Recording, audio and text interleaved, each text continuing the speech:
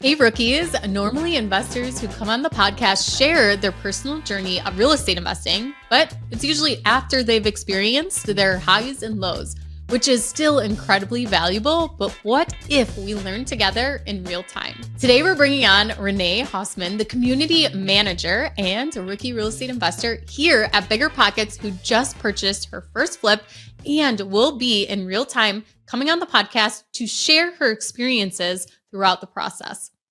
Today is just step one. We're going to learn about how she found and closed on her flip. Keep listening if this is a strategy you've been interested in diving into.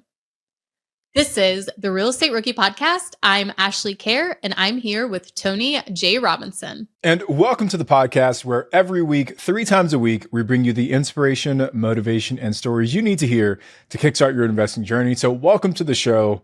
Renee, we're super excited to have you. Thanks for having me, guys. No, of course. So what we're going to get into today, we're going to talk about what to look for in a flip in this market, how to build out your rehab estimate, which I know a lot of rookies get stuck on, is how do I know how much these rehabs cost? And then we'll talk about how Renee was able to close on this property with the help of a wholesaler. So excited to jump in. So Renee, before we get started into your flip, what actually attracted you to real estate investing? I wanted the stability that it could provide. I worked in the hospitality industry for a really long time, and that has really big peaks and really big valleys. And I just wanted to be able to know, like, my first intro into real estate was buying a place for myself to live in. And I wanted a 2-bedroom so I could rent out the second bedroom. I didn't know the term house hack yet, but that just seemed to make sense to me. And I had just finished college, so I was used to living with roommates. It didn't really seem like that strange of a thing. I also live in Denver, which is not the most expensive metro, but a pretty expensive place. But yeah, it was definitely like the stability of like knowing that no matter what I did and where I went and all these things, as long as I could come up with this one amount of money every month, that I would have a place to live and be okay. Renee, we're going to be talking about your flip today, but have you done any other real estate deals as a rookie investor? I actually have 2 other condo units that are in the same building as my flip. And then currently doing a live-in flip, which is a little more live than flip at the moment, on a single-family home in the Denver metro area.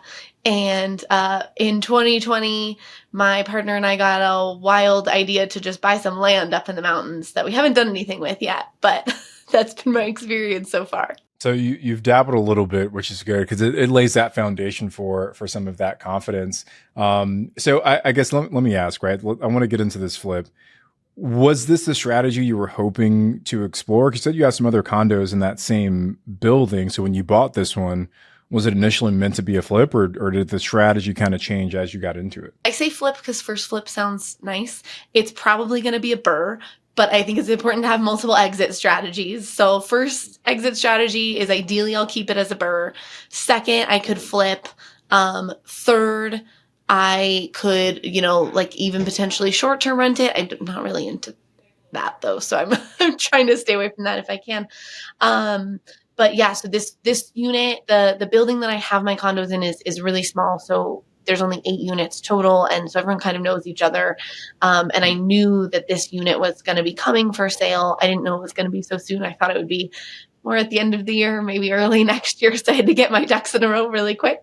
But this one I knew was going to be a much bigger project than I had ever done before. Renee, so you mentioned you have 2 rentals in that building and then you own a flip. So you own 3 of the 8 rentals in this building. Is that correct? That is correct. The goal is to own all 8 ones. Oh, talk about buying a block. Just buy the building. That's the goal. And like the building is here in Denver, and it's great as is right now. I love my rentals there, but like there's a lot that could be done to this building at some point to put it to its highest and best use for sure. And I'm definitely still consider myself on the rookie side of the scale. I'm not ready to invest in like a large multifamily building. Like if all 8 units were for sale at once, I don't know that I would have the confidence, but I love that I'm able to do it in little chunks and learn little lessons each time and then spread out the risk. That was my follow-up question. Like, say you do eventually end up buying all 8. Is there like an HOA or anything? And if so, would you then just control the HOA or like get rid of the HOA since you own it all yourself? That's a really good question. There's like some weird legal stuff with that, but yes, eventually I could potentially buy all of it. However, I don't like quote me on this, but I learned recently that apparently if an HOA goes under private control and there are still funds in the HOA, that for some reason, like you don't own that money. So I'd have to kind of figure out, because we have a good amount in reserves for the HOA, which I pay my dues on now 3 units every month. I'd have to kind of figure out how that works, but I'm not quite halfway there yet. So ask me on unit 6. But it's an interesting concept because it starts to give you some flexibility around how you now use this entire building. Like, I wonder if you could, uncondoize it, turn it into like an actual apartment complex, and then sell, maybe sell it off as a multifamily. So there's probably a lot of options that you're opened up to as you get all eight. But not trying to force you to become this real estate mogul today. Just ask some questions that are kind of coming to mind for me. I mean, it is super interesting though. Like maybe when you got to unit 6 and you're like, okay, I have 2 more to go. You talk with the other people and be like, hey, are you guys ready to sell in a couple years? And if yes, then it's like, let's dump all of the HOA money into doing these capital improvements so you get bigger money. Exactly.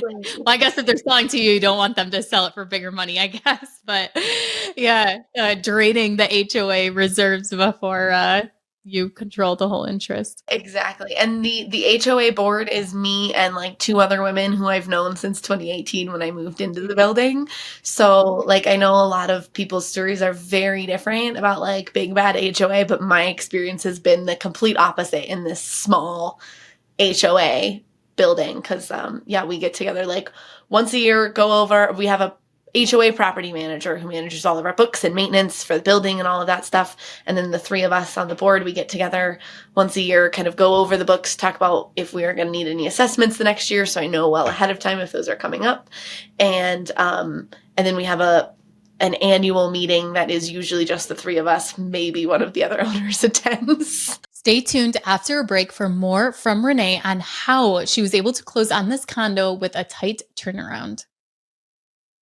All right, welcome back. We are joined by Rene. Got it. So we started to talk about this a little bit, but I guess let's really dive deep into this condo, this third condo you picked up in this building. So we know how you found it. It sounds like you knew the person that was living there, and as they were looking to exit, you just approached them. So it sounds like it was a complete off-market transaction. Is that correct? No, I did buy my last unit in the building as like a private sale.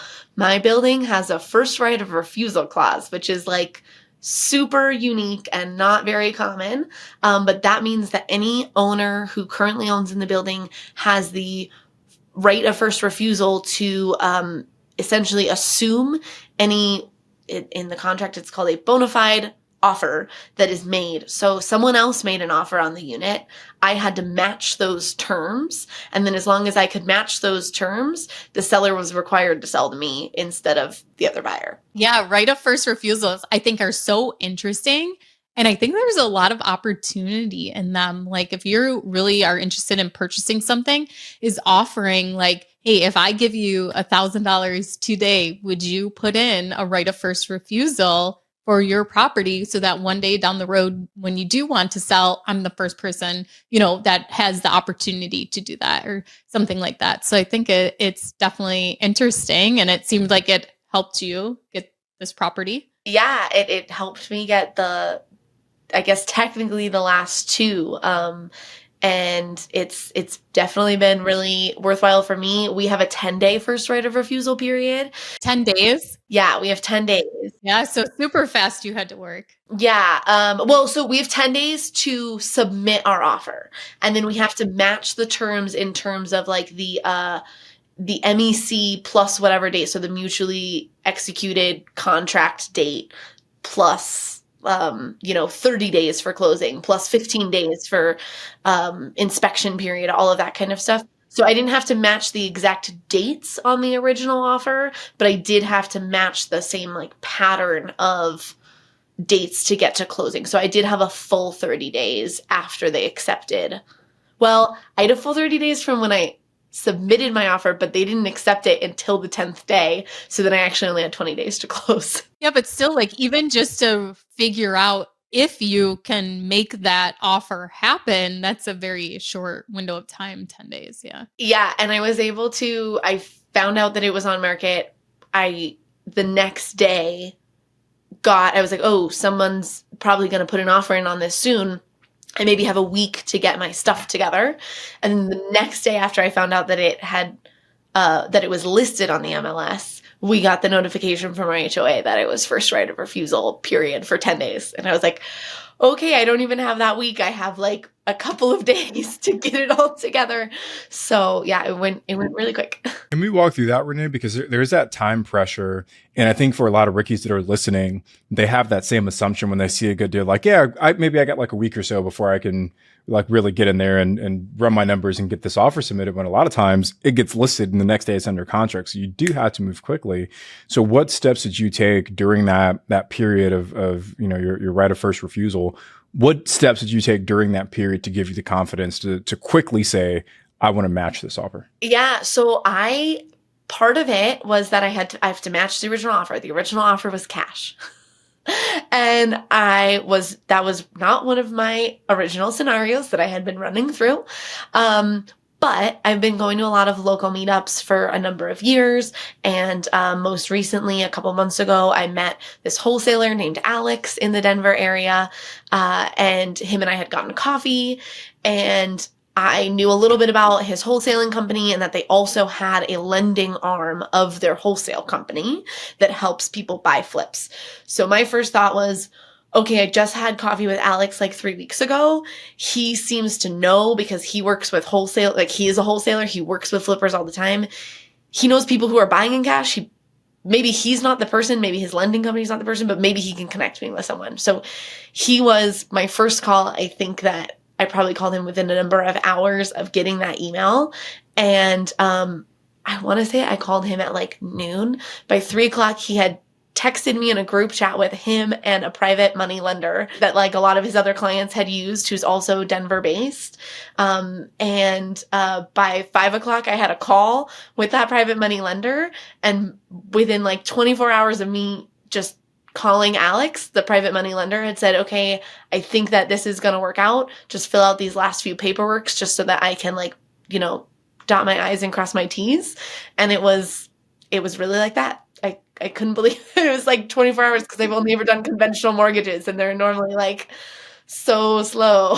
Talk about the power of networking. And I'm curious, what was that call with? The call like with the private money lender? What was the conversation for you to kind of vet each other? Yeah, I feel like my mind was running a million miles an hour and I just like word vomited all over that poor man. I was like, here's the deal. Here's what's going on. But he was so nice. And I explained to him, that I really know the appropriate cost for this. I had already run my numbers for this unit because I had kind of been preparing to maybe buy something else. I knew what would cash flow. I knew the ARV because I had just had one of my other units reappraised so that I could get a HELOC, all of this stuff. So that was kind of my side of just telling him about the deal. And he lends mostly based on the deal, but obviously like a little bit based on a person too.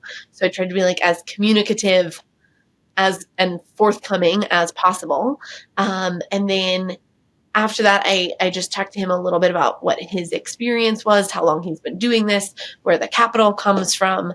Because at the same time, while he was a referral from someone that I know and trust, this is kind of a big deal, and it going sideways could be really, set me back a lot. So it was really important for me to know what his experience level was and that he would be able to also kind of help guide me through his lending process in the same way. Maybe not in the same way, but in a way that like when you get a conventional mortgage, someone is there telling you like, okay, this is what I need. These are the steps that you filled out this form wrong. So I was pretty forthcoming with him about the fact that I would kind of need a little bit more than maybe his traditional flipper because I hadn't done this before, and then I was relying on his expertise. Renee, a couple follow-up questions. Number one, had you ever met this person before in your life? The hard money lender, no.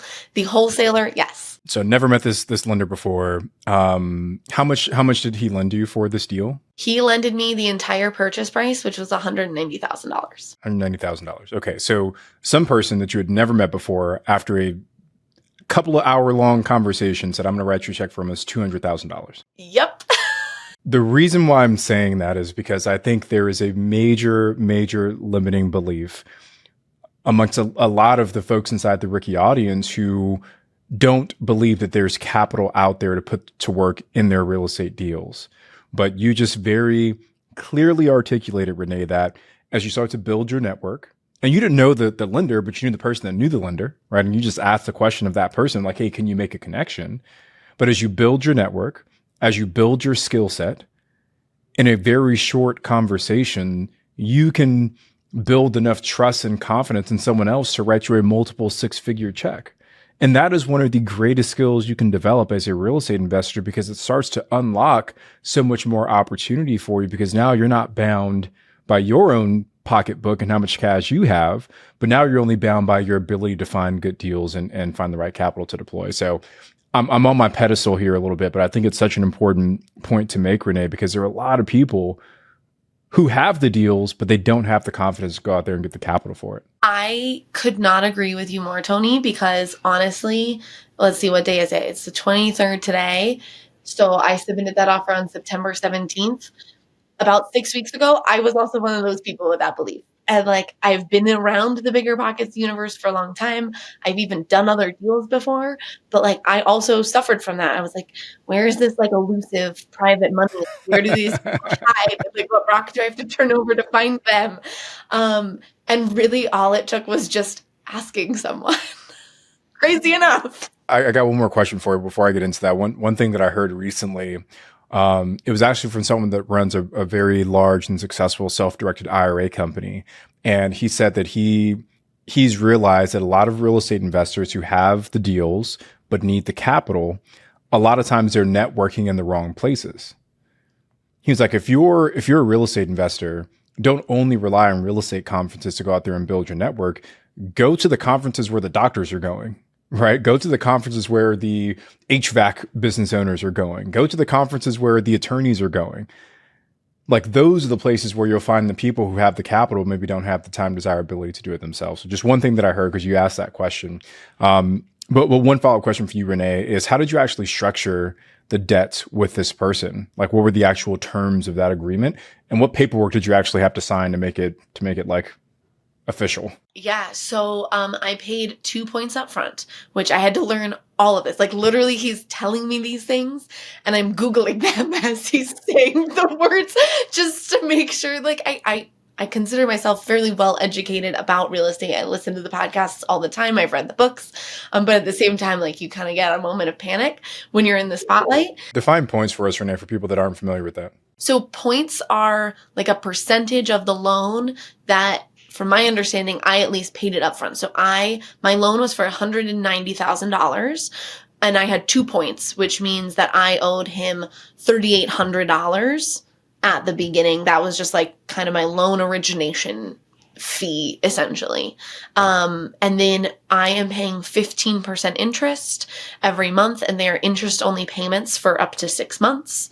And so that means that my monthly payments to him are $2,375 a month. And then you have a balloon payment at the end of the 6 months. Exactly, yes. And I'm hoping, and I have no prepayment penalty. I structured that with him because this is a 2-bed, 1-bath condo. 6 months is like, that's what he offered me. I told him I was hoping to get it done in 3. Now that we're starting, I'm hoping I can get it done even by the end of the year. But I just wanted to give myself like plenty of buffer and wiggle room. Yeah, that's safety net. Yes. He got 2 points up front, $3,800, 15% interest. And you said it was over 6 months. So that's $28,000 if you held it for the whole year, but we're going to divide that by 2. So he's going to get $14,000 in interest payments. So for him, he's getting $18,000 back in 6 months on a $190,000 investment, right? So if we like annualize that over the year, that's $36,000 over $190,000. That's a 19% return that he's getting on his money for literally doing nothing other than wiring money over to you. And a phone call. Right? But again, for the people that are listening, that's why lending money is so attractive to the people that have these big piles of cash, because where else can he go and get a 19, almost 20% cash on cash return backed by a tangible asset like real estate, where he has to do nothing else other than wire money and have a quick phone call? So it really is a win-win situation for everyone involved. And I know from speaking to him that he takes this money out of a HELOC that he has on his house, and he's paying 9% on that. So he is essentially putting no money forth out of his own pocket. He's just taking it out of his own line of credit, and he gets the spread between the 9% that his bank charges him and the 15% that he charges me. And you know what? I'm so okay with that. Like it's a high interest rate and it's a lot that I'm paying him, but I wouldn't have been able to do it without him. So that's just the price I got to pay. Exactly. And that is such a valuable point, as to you don't have to make the greatest return, because some return is better than no return. So if you would have said, no, that's ridiculous, I'm not paying 15%. Other people I know are paying 9, 10%, but yet you don't get anyone in that short time frame, that short window, and you lose the deal. Well, you're getting 0% return now anyways. So the hindsight, it would have been worth it to pay that 15% just to get a part of the deal. So let's talk about the rehab on this property for a little bit. What is the expected cost of the rehab? And are you managing the contractors? Do you have a GC involved? Go into that for us. Yeah. So, let's tackle the budget first, since you asked about that. And for anyone listening, I am tracking my live budget for the duration of this project, and you can see it on my Notion document that will be linked in the show notes. But as of right now, my budget is $26,464. But I am giving myself, that is like how much I use the BiggerPockets rehab calculator. I talked to a number of people. I did some research on just like how much appliances cost and those kinds of things. Just a lot of Googling. Since this is my first flip, I'm giving myself a buffer of 15%. So I can go 15% over and like not have to worry. Like that's just part of the learning experience. So my actual budget that I've set aside for this is $30,434. I hope to not hit that, but I have it there again as a safety net. And do you have contractors in place already to complete the rehab? Yes. So I am actually using, I'm going to be doing part of this DIY. And then part of this, I will be using my handyman, who I've used for a lot of things. He's just like a jack of all trades, and just like, you know, I feel like everyone says, find your team, and Robert is my team, and he's great. So he's going to be helping me, and he's also going to be teaching me a lot of stuff, which I'm really excited about too. I've never laid tile, and I've always been like I'm very handy, but I've been very off-put by doing tile. I don't know why. It just seems really scary, and like it's a shower, so if something goes wrong, it seems like a lot of money and like water damage and all of that good stuff. So between, I have my handyman, Robert, I have my kind of backup assistant handyman, Kyle, who is my roommate in my house hack, and he works in construction. Yeah. And then I have my plumber, and I'm currently looking for and vetting like a good electrician. But that is kind of my team for this renovation. And then I'm going to try and use this as a learning experience for myself and do as much as I can as possible. I obviously have like a full-time W-2 job, so I can't be over there like all day, but since it's pretty small and I have a lot of time, I'm going to try and get over there like pretty much every day after work. Yeah, to eliminate some of those holding costs and get it done faster. Exactly. Yes. Well, Rene, we're super excited to follow along with that document that you're providing to watch, and we'll link it into the show notes for everyone. If you're watching on YouTube, it will be in the description. All right, guys, we have to take one final ad break, but while we're away, we'd love to hear from you. Have you done a major rehab? If so, answer on Spotify or on the YouTube app during this break.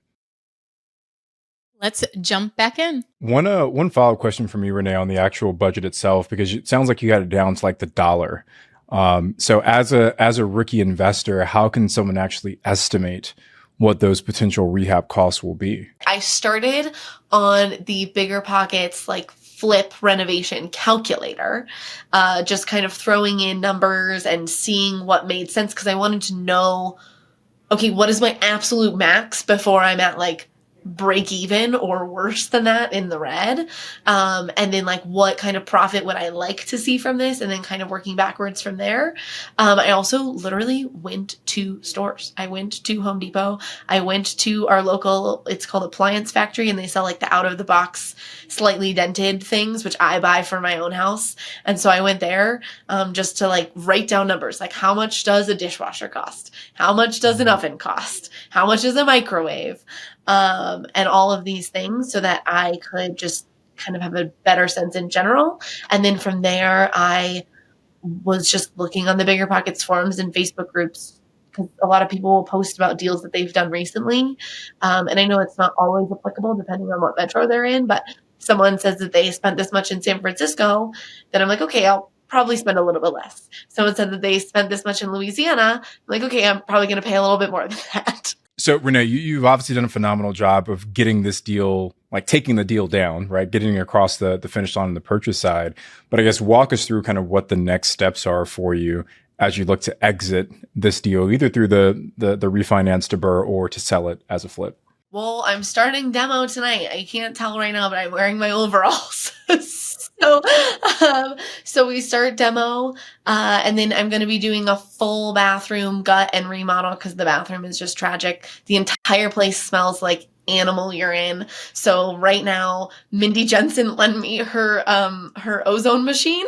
So the ozone machine is running in there, because I checked with the other tenants in the building and everyone's out at work.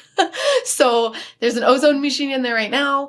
We're going to gut the whole bathroom. So I'm in there gutting out baseboards and the bathroom over the next week. And then the kitchen, we've got to take all of the appliances out. There's like an original stove from the 60s. It's actually super cool, and I wish that there was something I could do to repurpose it. You could probably sell that on Facebook Marketplace. I know, right? I've kind of been thinking about it. In fact, I'm actually buying, because I just love a challenge, apparently. And I also I'm a Facebook Marketplace queen. I love it. So I've been purchasing, even during the closing process, materials that I'm going to be using for the property. I already had, by the time I closed, I already had the tile for the bathroom. I already had all of the flooring I'm getting. We're going to be not necessarily gutting the kitchen. There's old hardwood cabinets in there. Right now they are spray painted black. I'm not kidding. Yep. High gloss spray paint black on the wall. I mean, I love black cabinets, but I'm just not sure about the spray paint effect. Yeah. Well, the walls, the ceiling, and the cabinets are all spray painted the same, like high gloss black. It's interesting. They're like, we're gonna get this done quick. Just hey, give me an hour. We'll get it all done.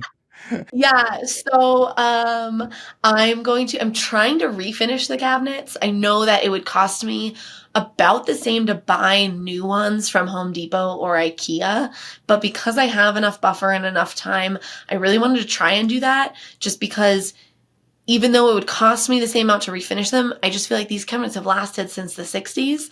They've still got a lot of life left in them as hardwood cabinets, versus my other 2 units I already bought, and they'd been replaced with like particle board cabinets, and I'm already on a timeline where in the next 5 years, I'm probably going to have to replace those, because they're not doing so well. So I really want to make sure that everything is above renter grade in terms of just like nice finishes for people to live in. That's important to me. But also that it is renter, trying to think of the right word to say. It can handle being slammed and not being treated as if it was someone's primary residence in the way that sometimes tenants do. Well, Rene, it looks like you're all ready to get started on your rehab. And I think you had mentioned a 3-month timeline is what you're shooting for, hopefully by the end of the year. So we wish you the best of luck, and we cannot wait to have you come back on to share the final numbers and what this rehab process was like on your flip. Thank you guys for having me. You can find out more information about Rene. We'll link it into the show notes, along with her live budget and what she is spending on her flip as she proceeds through the process.